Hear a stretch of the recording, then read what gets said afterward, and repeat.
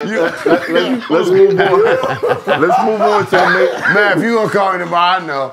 Let's move on to the Major Figgaz era. Yes, sir. Go. How did that come together?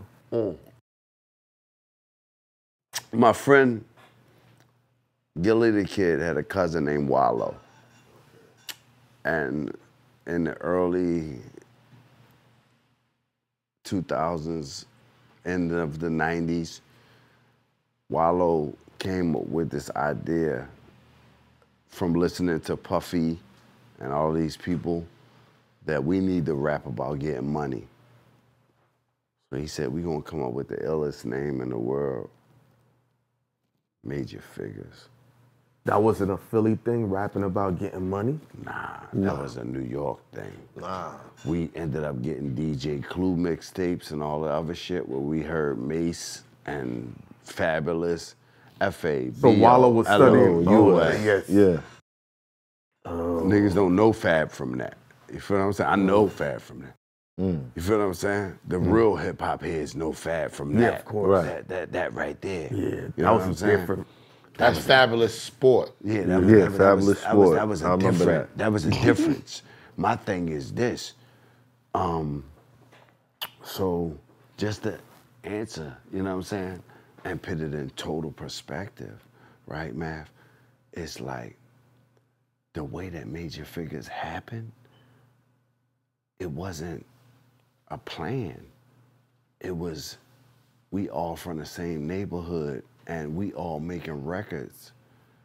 And it's like you battle everybody in your neighborhood and then you get to Gill and Lava and Spade and Bump and Bianca, which Bianca come from Bump going to Virginia for one of these little conferences or something they had, and he found her and bring it back. But most of us just grew up a couple blocks apart from each other, and it was like, okay, you rap, I rap, let's do what we gotta do. But Wallo ended up going to jail. So Wallo was a rapper in Major Figgaz? Wallo could rap his ass off. I didn't know. I never knew Wallo was a rapper. Wallo could rap his ass off if he feel like doing it. Wallo could do anything he feel like doing. So he one of them styles. When I used to go see Wallo in jail, Wallo was telling me everything that he was gonna do now and came home and did it. That's what I love about this guy. Wow. I just DM'd him the other day, you know, and, you know, because when we see each other, you know, we give each other a hug. I love him, you know, it's my brother. But I DM'd him the other day where he got that Leo Cohen YouTube situation. And I just told him, yo, I'm proud of you, bro. Like, you really are what a mogul is supposed to do. Right. And it's like, that's where it came from. Wallo was the major figure mind frame. Gillie was the I'm gonna get what I want type of guy. With them two guys like that together, $1 million worth of game. And their blood. It's deeper than blood though, bro. It's about strategy, blood, due diligence, trust, love, trust, honor. With them guys, you know, they sit around and they play with each other on the, you know, the joint, you nut ass nigga, you this, you that, you this, you this. Walk up on them and play with Gil like that. Different. Walk up on Wallo and play with Wallo. A nigga did 20 years in the penitentiary. He not really no joke out this joint. Salute to my brothers, man. But what I'm telling you is at the end of the day, everything is strategized the right way. Right. What's for TV is for TV. What ain't for TV ain't for TV. Copy that. So, Wallo goes to jail. You guys continue on. Yeah. Eventually, Major Figgaz, you start dropping singles. You get into issues with state property. What happened? The issues with state property came from this thing that Sun Tzu has in Art of War called divide and conquer. We disagreed with Hov, like I said, which was the worst mistake I ever made in my life. I'm not gonna speak for everybody else. I ever made in my life. Right. And he showed you what divide and conquer was. You don't go against the machine. The machine is already oiled. It's already ready to go. It's going. It's going. It's there. Mav, say it again. It's what? It's going. Yo. That's fact. Yeah, but, you know. So you disagree with Hov, and then what happened?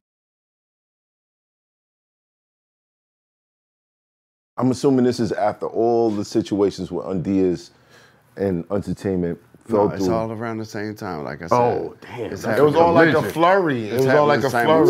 Simultaneously. It's all the same time. It's like, you know, you don't get a chance to do this, that. You get a chance to do what you're supposed to do, and that's it. Right. You know what I'm saying? Like, it wasn't no separation with that shit. It happened, and it was like, we made bad decisions. I made bad decisions because I can't continue to say we if I was my own man and I didn't choose to speak up and I let somebody else speak up for me. Right.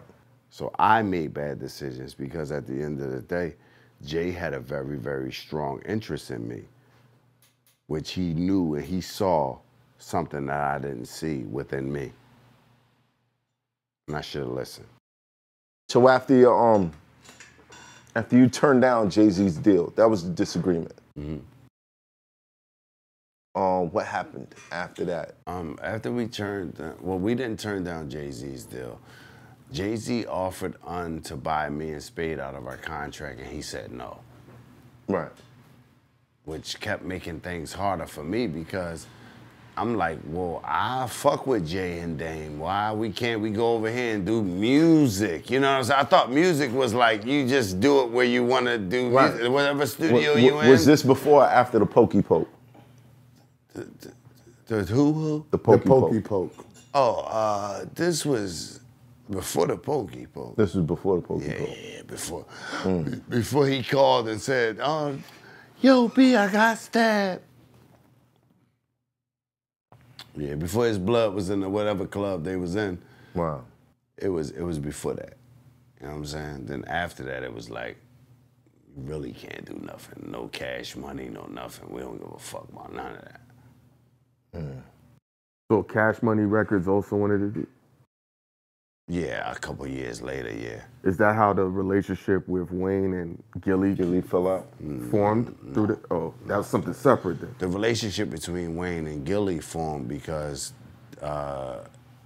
if you watch an interview Turk got with this guy, Mikey T, the movie star, you watch this interview, he'll tell you that they came to Philly looking for me.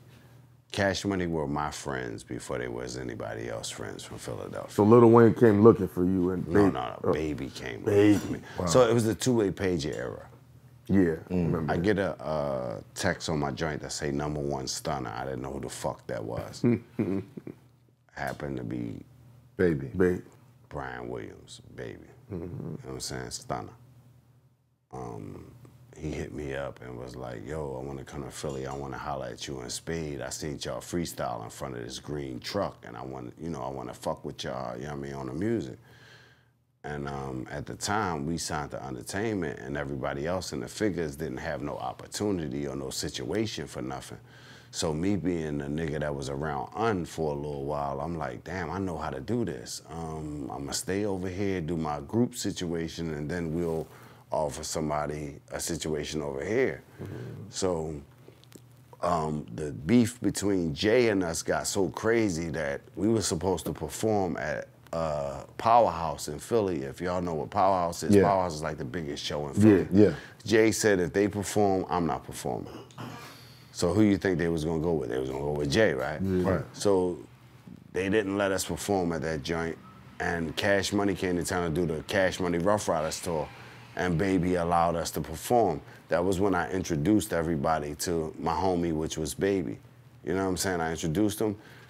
Gil took a solo situation over there and went over there and did what he had to do after leaving Suave House with Tony Draper. So the relationship still kind of, the genesis came from your dynamic with Baby for the most part. Yeah, I didn't even know it was coming from that. It was just a simple fact. I was just one of them type of niggas that anybody that wanted to hear some bars, I was spitting that shit. I was spitting bars. So it was like when Baby came to Philly and offered me an opportunity to come out and chill with him, I left and went on a Rough Riders tour with them. And about 4 or 5 months later, we ended up on the tour in Philly. But I already was dealing with Baby at the time. Baby was, it still is my brother. You know what I'm saying? Like, Weezy, Baby, like, you know what I'm saying? Yeah. Like, they are people that I introduced to people, and it was like I said on the phone with Math earlier, I said, I gotta start learning how to detach selfishness with good business moves. Right. I thought Gil was being selfish by taking a solo deal down there. It was like, what the fuck else was he supposed to do? Get money for your family. Right. You feel what I'm saying? I looked at it as, damn, I thought it was Major Figgaz Cash Money, and it, you know, it wasn't. But again, was the cause of us not being able to do what we needed to do. Because once again, he assumed that Charlie Baltimore was fucking with Baby. Damn, Baby. What? I didn't know he was gonna drop that bomb. Like, yo, damn. Now, you gotta balance it out though. Yo. What? That's crazy. Yeah, we're thinking, man. Is it jealousy for himself or is it love for Big? Which one? But he said he was fucking with Charlie Baltimore. Yeah. Oh, he said, It's not because of Big's legacy. Who He's said that? enjoying the I pussy. don't, no, didn't you say Well, that clearly. wasn't supposed to be fucking with his girl? Hold on. Oh, I was wrong. Mav, tell him what I said, because at the end of the day, I'm not gonna reiterate. It was an assumption. No, I'm not. Clearly, It was an assumption. I've seen dudes like a girl a lot that they never smashed, right? But this I can't say he did or he didn't. No, what I'm saying to you is that This was is another overboard. person who he thought that was dealing with Charlie Baltimore, and here comes another problem. You feel what I'm saying? So he has a deep feeling for this woman beyond what it is for Biggie Smalls. Well, how real is that? And what you mean, how real? Like, give me the context. Me and Math, we create a relationship. A bond, yeah. That turns into brotherhood, that turns into, I'm gonna kill for you, you gonna kill for me. Yeah. Right. His wife comes and he dies. And I try to fuck his wife. What is that? Fuckery. That's Okay, so disloyalty. the assumptions, even the assumptions is fucked up. Yeah, but see, that dynamic is different. No, it ain't. No, listen, let me finish. Then versus, she's already been mourning, she's allowed to move on. So He's dead. That's what I'm saying. So He's why is he dead. worried about what his man's wife's pussy is doing? If he's after a not while? smashing it. Right. If he's not smashing it. Because he's infatuated with the Thank situation. So my thing is, Yeah. even whether it happened or not, is an infatuation that shouldn't be an infatuation because we agree that's right there. your folks, people. So my thing is, another thing. I didn't understand the angle.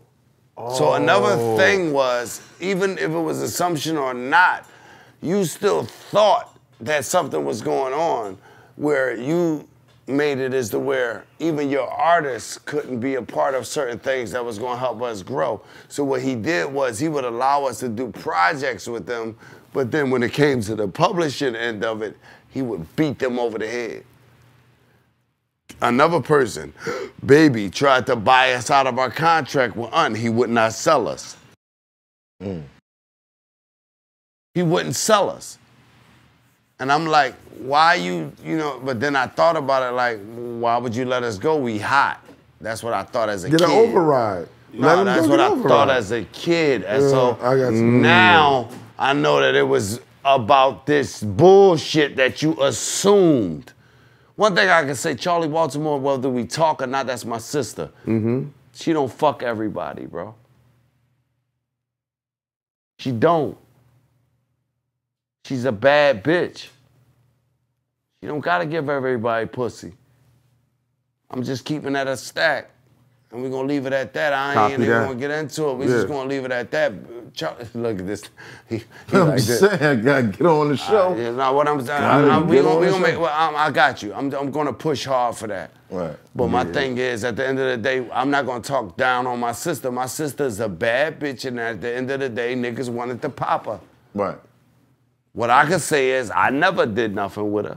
But didn't Charlie's Baltimore's boyfriend at one time have a conflict with Baby and them at the Fontainebleau Hotel at the BMI Awards? Of course. That was a big deal, and I recall Charlie's Baltimore's boyfriend get into a fight with a couple of niggas and bodyguards. Come on, Fussy. I don't know his name. All but right, well, it's Fussy. Fussy was the nigga that, at the end of the day, was her husband. That was the only nigga that she had a baby she with him, didn't right? even have. No. Okay. No. I know you know. I'm just asking. Charlie got 2 kids: Siani, my niece, and India, my niece. And at the end of the day, India is a Tom Ford model, and you know, her other daughter is one of the most popping DJs that you can find because she's a female DJ. Mm-hmm. You feel what I'm saying? And you being in the DJ world, you understand that females are far few and in between in that world. My thing was, back to the topic, made a lot of drastic decisions upon him wanting to be with Charlie Baltimore. Okay. That's where the problem comes in at. Because once again, like I said, you my brother, we grow into a brotherhood. This is where I kill for you, you kill for me. Your wife is off limits. Maybe he felt differently because Big was gone. No, it don't matter. Even the thing about it is principle is principle. And my thing is, I can't say he messed with her or he didn't. What I'm saying is to think You have the chance is disgusting. is Yeah. Big flipping in his grave 100 times because he looking at you like. You could have 1,000 million chicks. No, you got Why have to have 64 million. that Why you gotta fight? He was left eye. Left eye was his girl at one time. Well, Yeah, Lisa Left Eye didn't know Lopez that. was his Okay. girl at the time. I didn't know Wow. How the fuck y'all ain't know that? Look at Ladies Night video. that. I didn't know. Who you think shot that? Oh, Unshot that. Ladies Night I video. forgot Unshot that. Look at Mav. Yeah. I forgot Yeah, he shot that. Yeah, he shot that. But I video. thought he shot it because of Little Kim was in the video. You feel what I'm saying? Nah. See, I didn't know all that other shit. Nah. Amazing. You should see Mav Opry. Yo. Nah, salute to Lil' Kim, but that wasn't his. Oh, it wasn't Little Kim on the label with you too? Nah. Nah. Oh, okay. She just had her part of Undias Entertainment where she took and did what she wanted to do with it. All right. It's Hoffa, trapper turn smack rapper. Only smack rapper that you know is smack rappers. Got bars I can hang with the backpackers. Trap star, I don't hang with the backpackers. I'm in the hood with the work you heard. Making fiends leave earth you heard. Got your baby mama thirst you heard. Feel the flow, nigga, throw it in reverse. This the wave you need to surf you heard.